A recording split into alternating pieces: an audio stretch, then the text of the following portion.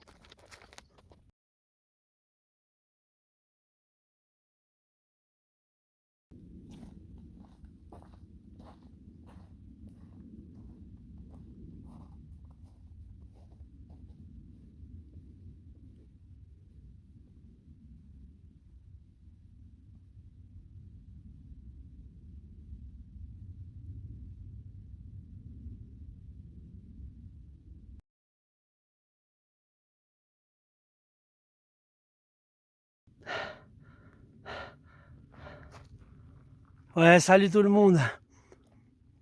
C'est bientôt le printemps et pour célébrer ça,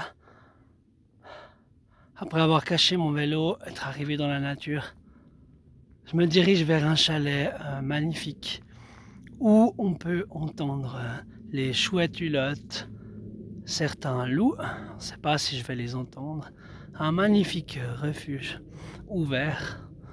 Là, j'ai mon sac à dos avant, mon sac à dos arrière. Je pense que je porte bien 20 kilos. Hein. Bon, après,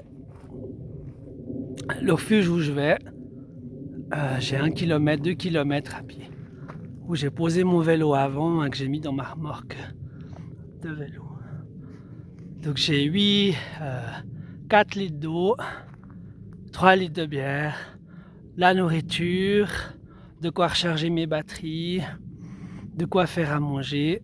J'ai un gros sac de couchage -10, un matelas hyper confort de camp d'altitude. Là, je suis encore habillé chaud. Je suis en pleine nature, donc c'est à 1200 mètres l'endroit où je vais me trouver, où je vais faire à manger, etc. C'est vrai que le sac à dos est lourd. Hein. Si on part en randonnée normale, on prend peut-être 12 kilos de moins. C'est magnifique. Donc là, je suis à peu près 500 mètres du refuge. Je monte comme un Sherpa un peu. Et le refuge où je vais passer une nuit ou 2 nuits. J'ai tout prévu en sorte que je manque de rien. Et tout ce que j'espère, avec tout ce que j'ai sur moi, d'être confortable et surtout d'entendre le chant, le cri des chouettes hulottes qui font ouh, ouh, ouh, ouh, ouh. C'est un milieu assez propice pour ça. Et je me réjouis dans un moment de silence de pouvoir entendre ces animaux des forêts perdues. Hein. Encore des glaces maintenant, d'hiver, pouvoir entendre ces fameux cris ouh, ouh, ouh, et pouvoir s'endormir avec les animaux tout autour et sans stimuli extérieur, avec un poêle à bois, un poêle à bois. Ou même, je suis venu hier pour découvrir ce chalet, un poêle à bois où il y a une vitre, voir les crépitements du feu, les flammes du feu à travers la vitre. Et ben, j'arrive gentiment à ce chalet magnifique.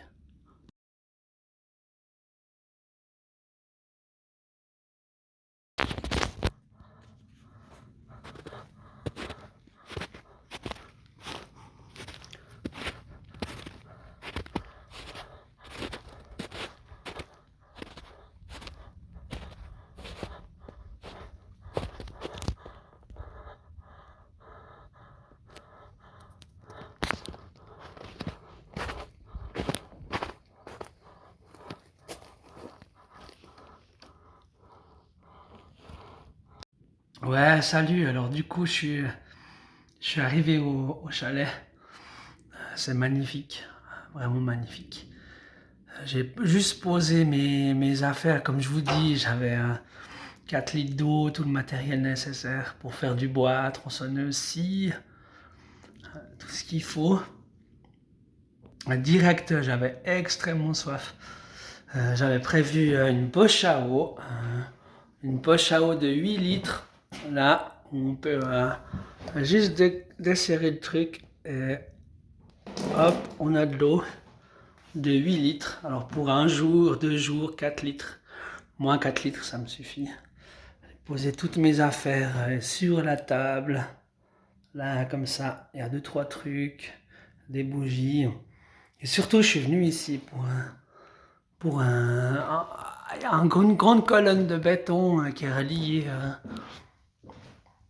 au poêle à bois, qui est le poêle à bois, le tuyau qui rentre dans la colonne de béton.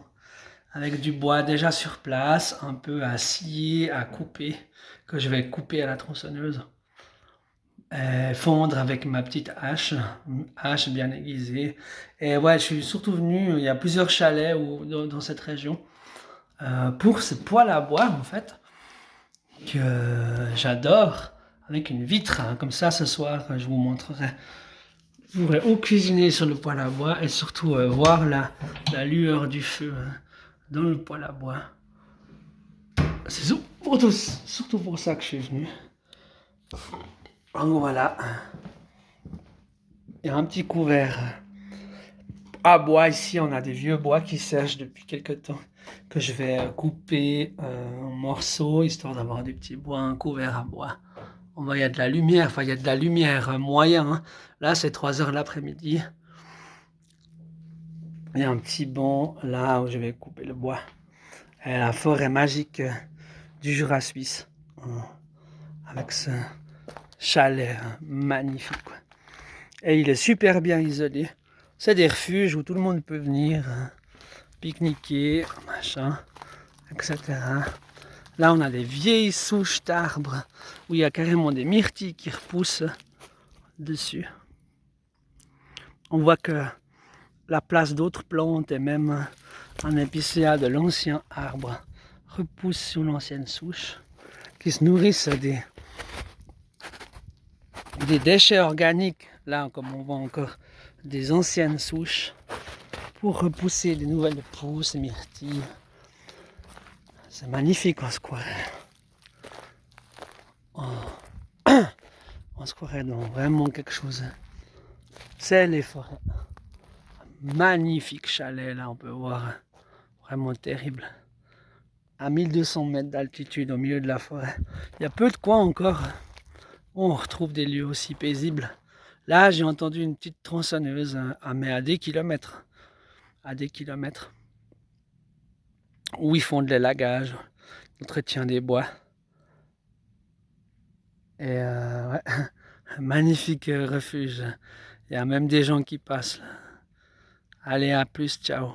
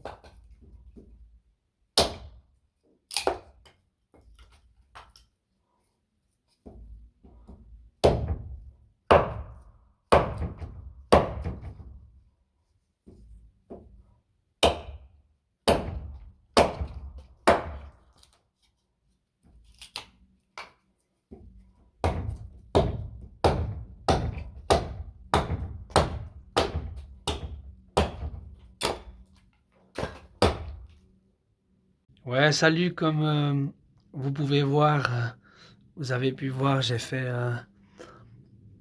des bûches de bois à la tronçonneuse, fendu quelques petits bois. Voilà, j'ai aménagé un peu le chalet, nettoyé le poêle à bois, descendre, etc. Là, je pense que ça doit être 16h30, 16h45.